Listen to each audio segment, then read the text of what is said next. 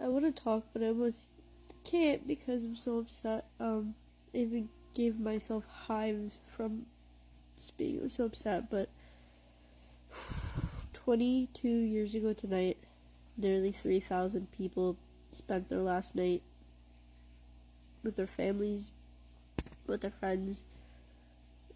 You know, just the night, and they didn't know what they were going to wake up to the following day. They were going to even make it to the afternoon. I've shared this before, but my story was 22 years ago tonight.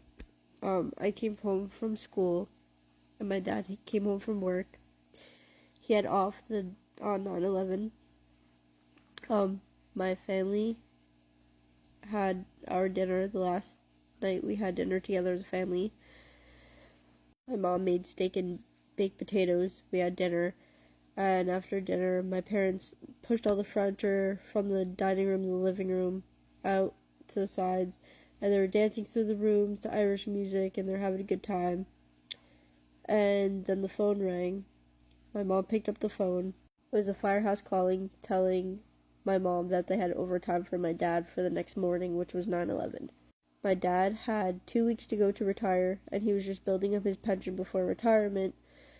So my mom wasn't very happy about it because she didn't want him working so much, but he took the overtime, and he said that he knows what's right for our family, and he's only going to be working a few more tours. So he took the overtime.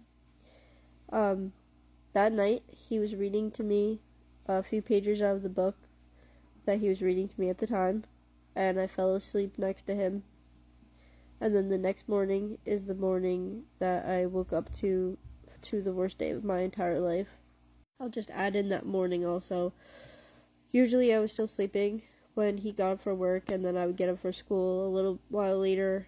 For some reason that morning he was running late. My mom sent him to the corner store to get a gallon of milk, so he was running late. By the time he got back, I was up, so I got to see him before he left for work that day, that never happened.